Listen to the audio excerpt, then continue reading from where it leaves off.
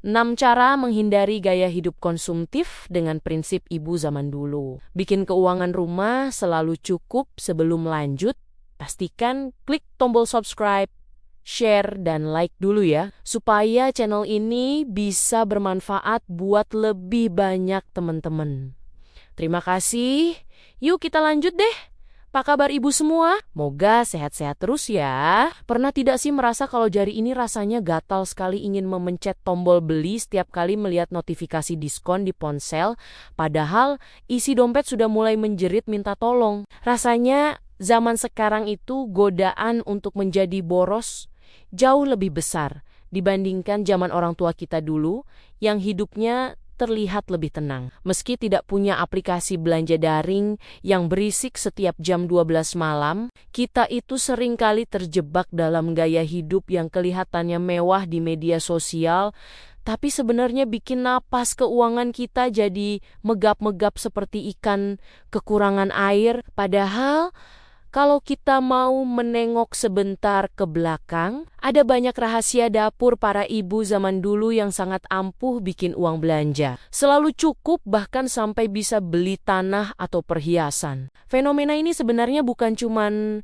perasaan kita saja loh Bu, karena menurut beberapa artikel psikologi ekonomi yang saya baca, kemudahan akses belanja digital memang sengaja dirancang untuk membuat kita kehilangan kendali diri lewat strategi pemasaran yang sangat masif. Inilah alasan kenapa kita sangat butuh untuk melirik kembali resep rahasia para ibu zaman dulu, yang meski uang belanjanya terbatas, tapi dapur tetap berasap dan sekolah anak tetap lancar jaya sampai sarjana. Mari kita bicara dari hati ke hati sebagai sesama ibu yang sering pusing melihat tagihan yang datang lebih cepat daripada gaji suami. Ada 6 prinsip kuno yang kalau kita terapkan sekarang, dijamin deh keuangan rumah tangga kita bakal lebih aman dan hati pun jadi lebih tenang tanpa bayang-bayang penagih utang. Cara pertama yang paling sakti adalah prinsip makan apa yang ada di meja,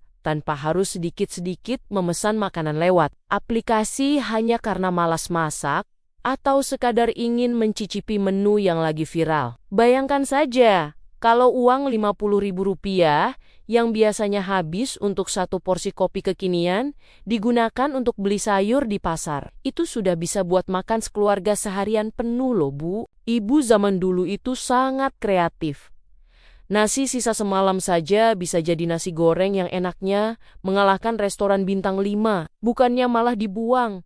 Lalu pesan layanan antar makanan yang ongkirnya saja sudah seharga 1 liter minyak goreng. Kedua, mari kita tiru kebiasaan ibu zaman dulu yang sangat telaten menabung uang receh sisa belanja ke dalam kaleng biskuit bekas atau celengan ayam di pojok kamar. Mungkin sekarang terlihat sepele karena kita lebih suka pakai uang elektronik yang tidak kelihatan wujudnya. Tapi kalau recehan dikumpulkan secara konsisten, uang itu bisa jadi penyelamat saat ada kebutuhan mendesak di akhir bulan. Jangan meremehkan kekuatan uang seribuan yang dikumpulkan setiap hari. Karena pepatah lama yang bilang sedikit-sedikit lama-lama, jadi bukit itu bukan sekadar bualan tapi nyata adanya. Bagi mereka yang sabar, tips ketiga yang tidak kalah penting adalah prinsip membeli barang karena fungsi dan kebutuhan. Bukan karena ingin pamer atau demi gengsi semata di depan tetangga. Ibu zaman dulu itu kalau beli baju ya karena bajunya sudah sempit atau rusak, bukan karena melihat teman arisan ganti model kerudung terbaru yang harganya bisa buat beli beras 1 karung. Kita harus jujur pada diri sendiri. Apakah barang di keranjang belanja itu benar-benar kita butuhkan atau hanya sekadar keinginan sesaat supaya dianggap tetap kekinian dan tidak ketinggalan zaman. Keempat, usahakan untuk selalu mencatat setiap pengeluaran secara manual di buku catatan kecil yang ditaruh di dekat kompor atau di dalam dompet. Seperti yang sering dilakukan nenek kita dulu, dengan mencatat manual, kita jadi lebih sadar kemana perginya uang-uang kita, dan biasanya rasa menyesal itu muncul duluan sebelum kita sempat melakukan pemborosan yang tidak perlu untuk hal-hal yang kurang penting. Memang sih sekarang banyak aplikasi pengatur keuangan, tapi sensasi menulis manual pakai pulpen itu bikin kita lebih merasa bersalah kalau harus menuliskan angka untuk belanja hal-hal yang tidak berfaedah. Kelima, mari kita budayakan prinsip kreatif memanfaatkan barang yang sudah ada, alias tidak gampang membuang sesuatu yang sebenarnya masih bisa diperbaiki atau dialihfungsikan. Contoh lucunya yaitu, Bu, kaleng biskuit legendaris yang isinya ternyata peralatan jahit. Karena bagi ibu zaman dulu itu lebih baik memperbaiki baju yang robek sedikit daripada langsung beli yang baru di mall. Kita seringkali terlalu cepat memutuskan untuk beli barang baru hanya karena yang lama terlihat sedikit kusam. Padahal kalau dibersihkan atau dicat ulang sedikit saja, barang itu masih punya nilai guna yang sangat tinggi. Cara keenam yang paling menantang adalah melatih kesabaran untuk menabung terlebih dahulu sebelum membeli barang impian, daripada terjebak dalam lingkaran setan cicilan atau pinjaman yang bunganya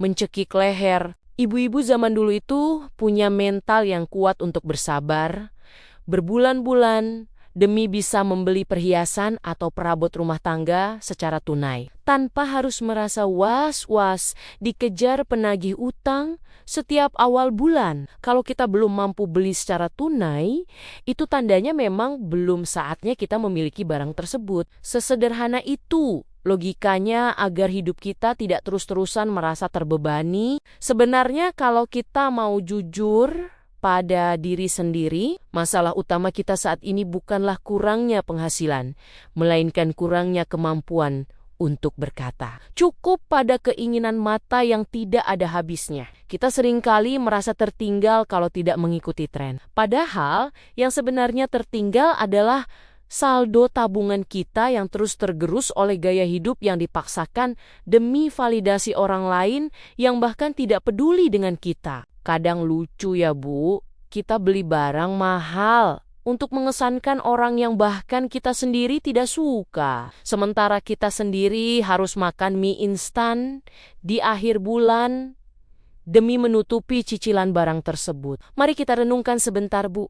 Apakah semua barang yang memenuhi lemari kita itu benar-benar memberikan kebahagiaan atau justru malah menambah beban pikiran karena tagihan yang menumpuk? Kadang saya juga merasa tertampar sendiri kalau ingat bagaimana ibu saya dulu bisa mengelola uang yang jumlahnya mungkin tidak seberapa tapi rasanya cukup saja, bahkan bisa untuk membantu saudara yang kesusahan. Mungkin rahasianya bukan pada besarnya angka, tapi pada keberkahan dalam setiap rupiah yang dikeluarkan dengan penuh pertimbangan dan rasa syukur yang mendalam kepada Sang Pencipta. Ternyata kunci kebahagiaan itu bukan pada seberapa banyak barang yang kita miliki, melainkan seberapa pandai kita bersyukur dan mengelola berkat yang sudah ada di tangan kita saat ini. Mengadopsi prinsip ibu zaman dulu bukan berarti kita kuno atau pelit, tapi itu adalah bentuk kecerdasan kita sebagai manajer keuangan rumah tangga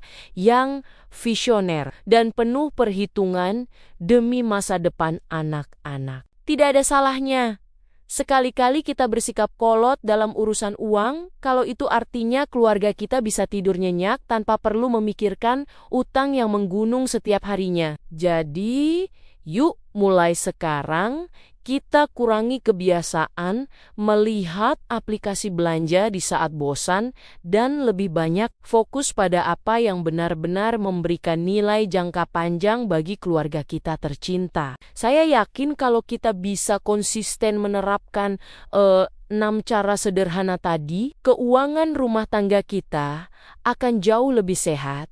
Dan hati kita pun akan terasa lebih tenang tanpa beban utang yang menghantui. Perubahan kecil yang kita lakukan hari ini seperti menolak godaan diskon yang tidak perlu, adalah langkah besar untuk menciptakan kestabilan ekonomi bagi masa depan kita dan anak cucu nanti. Semangat ya ibu-ibu hebat semua, karena sejatinya kita adalah pahlawan ekonomi keluarga yang punya kekuatan besar untuk mengatur masa depan melalui setiap rupiah yang kita belanjakan hari ini. Mari kita buktikan bahwa dengan prinsip kuno yang bijak, kita bisa hidup di zaman modern dengan gaya yang tetap elegan, tapi dompet selalu aman terkendali. Jangan lupa untuk saling menguatkan antar sesama ibu agar kita tidak gampang tergiur dengan pamer kemewahan di media sosial yang seringkali hanyalah panggung sandiwara belaka.